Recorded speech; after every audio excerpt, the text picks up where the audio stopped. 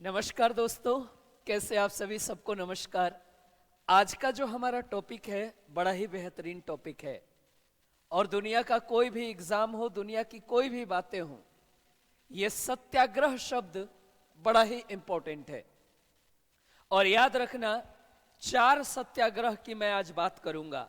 एक तो चंपारण सत्याग्रह, एक तो खेड़ा सत्याग्रह, एक तो अहमदाबाद सत्याग्रह और एक तो बारदोली सत्याग्रह। आज इन 4 सत्याग्रह पर हमारी एक चर्चा रहेगी, विस्तृत चर्चा है और मतलब एक एक पॉइंट निकाल के आपको दूंगा और एक एक बातें समझ में आएंगी। सबसे पहले याद रखना मेरे दोस्त, सबसे पहले जो क्वेश्चन आता है कि सत्याग्रह शब्द आखिर में क्या है, तो याद रखना 1905 में बनारस में कांग्रेस का सेशन हुआ था, सम्मेलन हुआ था 1905 में।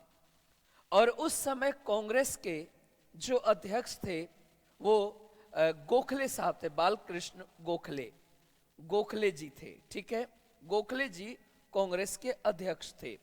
ये वही बालकृष्ण गोखले हैं जो गांधी जी के गुरु भी रहे हैं, गांधी जी के गुरु भी रहे हैं। गोपाल कृष्ण गोखले, बालकृष्ण गोपाल कृष्ण गोखले, यानी गोपाल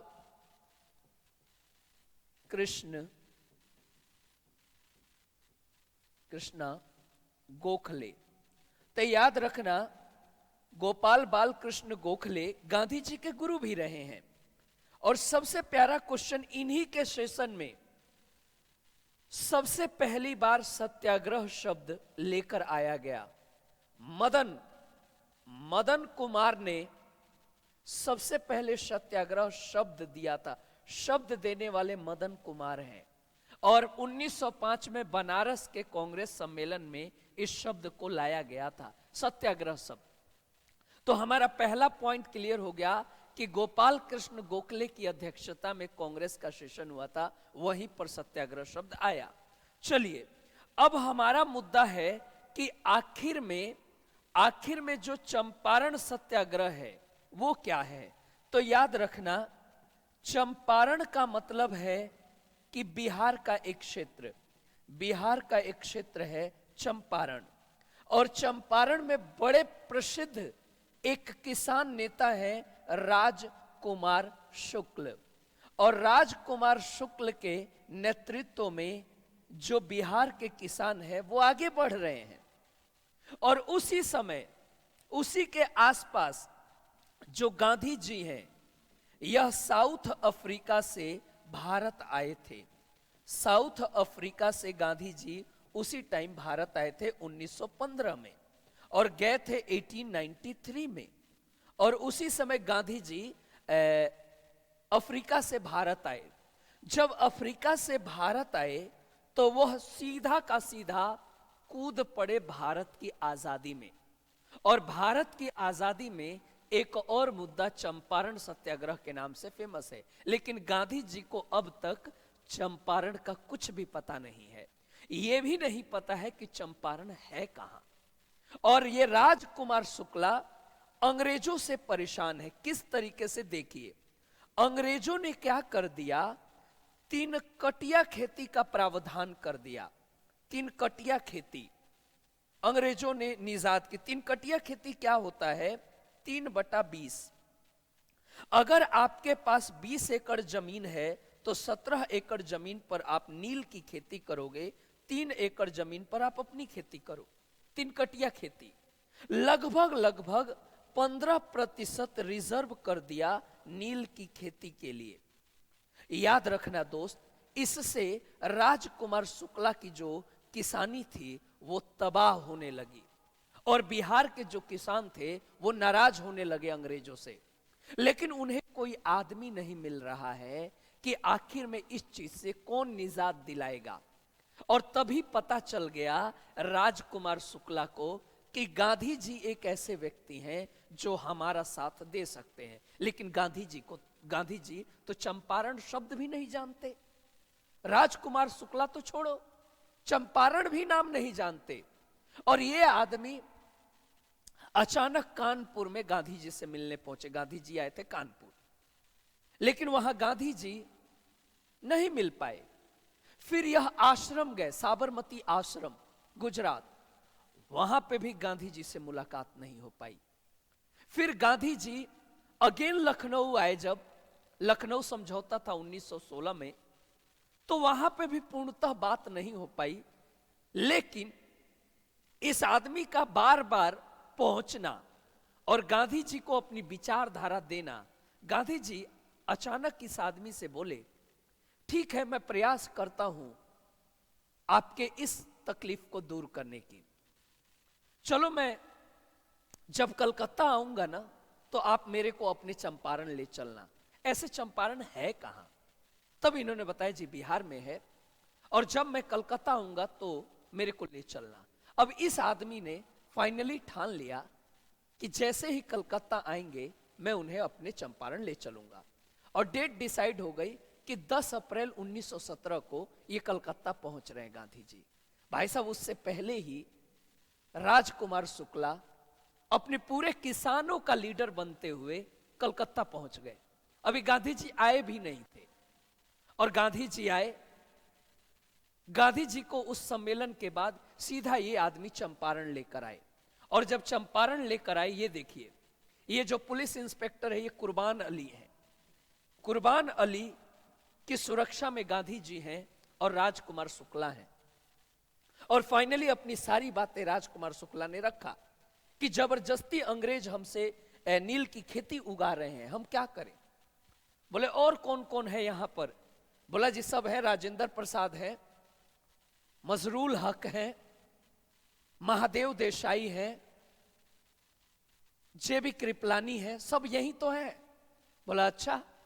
फिर गांधी जी ने जोरदार इस अंग्रेजों का विरोध किया, और फाइनली अंग्रेजों ने मान लिया कि हम किसानों पर जबरदस्ती नहीं करेंगे, जितना नील की खेती करना है वो करें। और इस तरीके से चंपारण सत्याग्रह राजकुमार शुक्ला और गांधी जी के नेतृत्व में सफल हुआ। अब अंग्रेजों को लगने लगा कि गांधी जी फेमस हो रहे हैं। गांधी जी को यहां मारने की भी कोशिश की गई थी, मारने की कोशिश की गई थी अंग्रेजों के द्वारा। लेकिन जो एक रसोइया थे, रसोइया मतलब किचन मैन, मतलब बावर्ची, उनका नाम था बटक मियां। और याद रखना, इन्हीं के थ्रू कहा गया कि गांधी जी को जहर खिला दिया जाए, लेकिन इस आदमी ने अहम किरदार निभाया। बोला मेरी जान जाएगी लेकिन जहर कोई नहीं खिला सकता है गांधी जी को। और गांधी जी को जहर खिलाने से अंग्रेजों द्वारा बचाया। इस तरह के परीक्षा में क्वेश्चन पूछा जा रहा है, जो कोई जिक्र नहीं करता इस तरह के क्वेश्चनों का। और इस तरीके से चंपारण सत्याग्रह राजकुमार शुक्ला के नेतृत्व में सफल हुआ। और यहीं से महादेव देसाई फेमस हुए और आगे चल के गांधी जी के पर्सनल सेक्रेटरी बने। और 1942 में भारत छोड़ो आंदोलन के दौरान उनकी मौत भी हुई। वही महादेव देसाई हैं। और इस तरीके से चंपारण सत्याग्रह बड़ा फेमस हुआ। और फाइनली 2017 में गवर्नमेंट ऑफ इंडिया ने 100 साल होने पर चंपारण सत्याग्रह के ये डाक टिकट रिलीज किया। देखिए ये डाक टिकट है, पोस्टल स्टैंप है, डाक टिकट रिलीज किया 2017 में। चलिए, गांधी जी की एक अपनी आत्मकथा है, माई एक्सपेरिमेंट विद ट्रूथ। और इसमें 5वें अध्याय में एक नाम है नील का दाग, यानी चंपारण के बारे में उन्होंने अपनी किताब में भी लिखा है। इतना फेमस हो गया ये चंपारण, नील का दाग। गांधी जी की किताब माई एक्सपेरिमेंट विद ट्रूथ में गांधी जी ने लिखा है। अब आखिरकार हम पहुंचते हैं खेड़ा सत्याग्रह में। ये खेड़ा सत्याग्रह है, और रियल में खेड़ा जो है वो गुजरात में है। खेड़ा जो है वो गुजरात में है। याद रखना ये घटना 1918 की है। और इस घटना का जो संक्षिप्त कारण है वो ध्यान से सुनना। अचानक क्या कर दिया, अचानक भगवान की मार, जो भगवान की मार है यानी प्रकृति की जो मार है वो किसान झेल रहे हैं। सूखा पड़ गया और फसल पूरी तरीके से बर्बाद हो गया। लेकिन इस स्थिति को देखते हुए भी अंग्रेज जो हुकूमत है वो बाज नहीं आ रही है। अंग्रेजों ने कहा कि जी हम टैक्स तो अब भी लेंगे। किसान गिड़गिड़ा रहे हैं, मालिक इस बार फसल खराब हो गया, सूखा पड़ गया।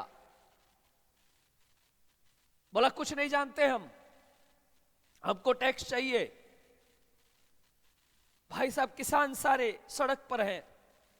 वल्लभ भाई पटेल को याद किया। वल्लभ भाई पटेल की निगरानी में गांधी जी आए और गांधी जी ने किसानों का जोरदार सपोर्ट किया और फाइनली अंग्रेजों को झुकना पड़ा और अंग्रेज झुके और भाई साहब किसानों का टैक्स माफ किया। तो खेड़ा सत्याग्रह टैक्स से जुड़ा हुआ है। चंपारण सत्याग्रह नील की खेती कारण था। अब इसी क्रम में हम चलते हैं अहमदाबाद सत्याग्रह। यह भी 1918 की घटना है। अचानक क्या हुआ 1918 में कि अहमदाबाद में क्या हुआ,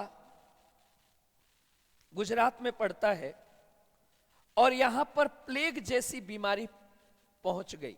प्लेग, और प्लेग जो बीमारी है, इस बीमारी में बहुत सारे किसान जो थे, जो कंपनियों में काम करते थे, उनकी मौत भी हुई और बहुत सारे किसान जिंदा हैं।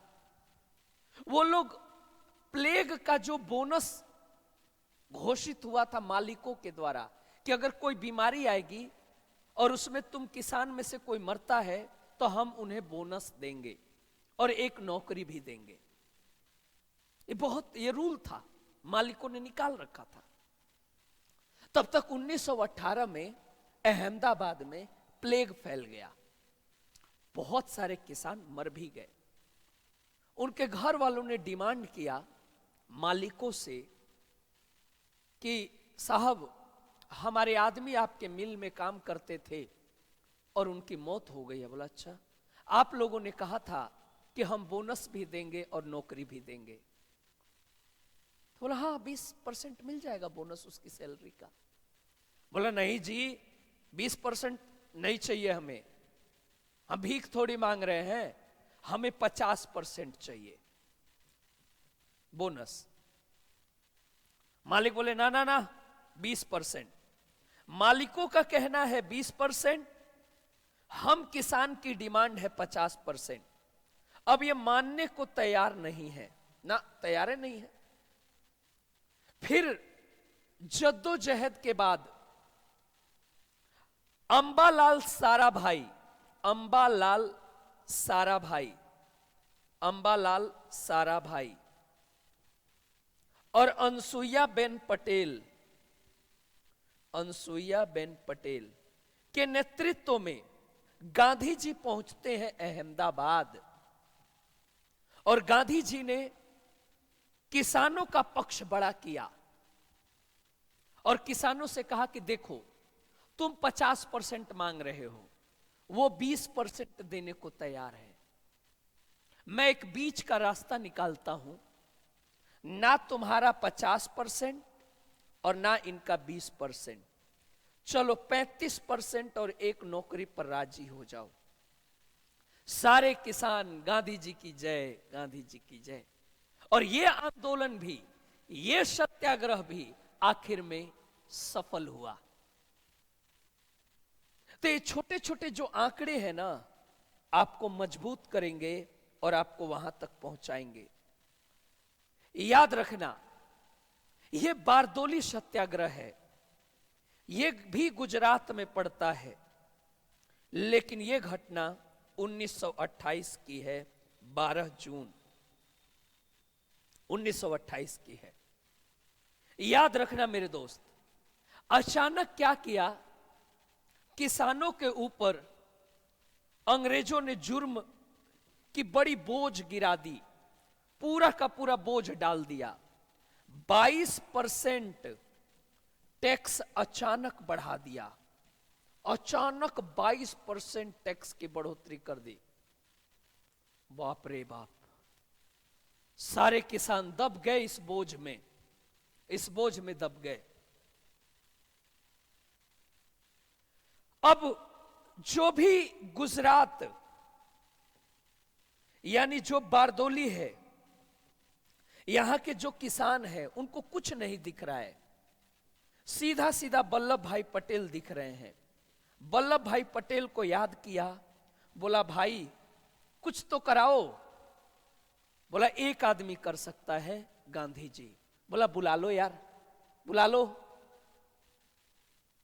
वल्लभ भाई पटेल की अध्यक्षता में गांधी जी आए और गांधी जी ने जोरदार विरोध किया अंग्रेजों का। और भाई साहब दो बड़े अधिकारी बूमफील्ड और मैक्सवेल, बूमफील्ड जो थे वो न्याय यानी जज थे, और मैक्सवेल जो थे वो रेवेन्यू ऑफिसर थे। इन दोनों की निगरानी में जांच बैठी और इन दोनों ने कबूला कि ना गलत है, 22% टैक्स अचानक बढ़ाना गलत है। इस 22% को घटाकर 6.03% कर दिया। वाह, गांधी जी की जय, गांधी जी की जय चालू। गांधी जी ने तुरंत कहा नहीं, इस जयकारे का मैं हकदार नहीं हूं। इस जयकारे का जो रियल में हीरो है वो तुम्हारा वल्लभ भाई पटेल है। भाई साहब जो वहां की महिलाएं थीं, इन महिलाओं ने वल्लभ भाई पटेल को एक नया उपाधि दे दी, किसकी? सरदार की। और यहीं से सरदार वल्लभ भाई पटेल, असरदार वल्लभ भाई पटेल, सरदार वल्लभ भाई पटेल नाम फेमस हो गया और भारतीय इतिहास में बारदोली सत्याग्रह प्रसिद्ध हो गया। तो याद रखना, अगर और भी तुमको टॉपिक चाहिए बिल्कुल डिटेल में, तो गैलेक्सी एक्सिस के एप्लीकेशन पे जाइए, आज ही डाउनलोड कीजिए अपने एप्लीकेशन स्टोर से गैलेक्सी एक्सिस कोचिंग पॉइंट। अगर आप एप्पल फोन चलाते हैं तो आज ही डाउनलोड कीजिए माई इंस्टीट्यूट और ऑर्गेनाइजेशन कोड डालिए गैलेक्सी, बड़े लेटर छोटे लेटर जिसमें आप चाहें, और वहीं से सीधा आप रजिस्टर कीजिए और आप हमारे अच्छे दोस्त और हम आपके एक अच्छे टीचर, एक अच्छे दोस्त के रूप में मिलेंगे। 1-1 रुपए में स्टैटिक जीके की भी क्लास है, और इस तरह के टॉपिक को और डिटेल में पढ़ना चाहते हैं तो जीएस गोल्ड हमारा प्रीमियम बैच, हमारा गोल्डन बैच आप ले सकते हैं। लाइव बैच भी उपलब्ध है। पिछली क्लास में हमने रॉलेट एक्ट के बारे में भी बात किया है, और भी पिछली क्लास में हमने बहुत सारे प्ले लिस्ट बना हुआ है यूट्यूब पे कंप्लीट हिस्ट्री के नाम से, तो उसमें भी जाकर आप वीडियो देख सकते हैं।